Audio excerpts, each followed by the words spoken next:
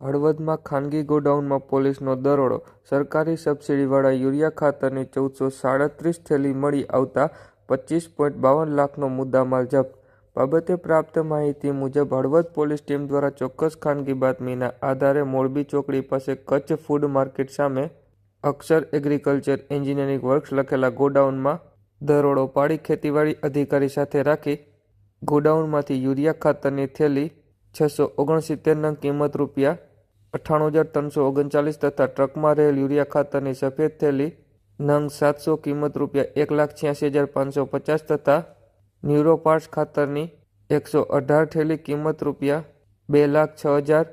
ક્રુમ્કો ખાતરની 250 થેલી કિંમત ₹66,625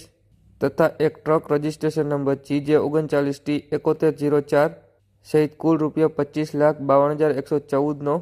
મુદ્દામાલ જપ્ત કરી ગોડાઉન સંચાલક અજય રાવલ વિરુદ્ધ ગુનો નોંધી ધોરણસરની કાર્યવાહી હાથ ધરી હોવાની માહિતી હળવદ PI RT વ્યાસ દ્વારા શનિવાર રાત્રે 9 વાગ્યે આપવામાં આવી છે.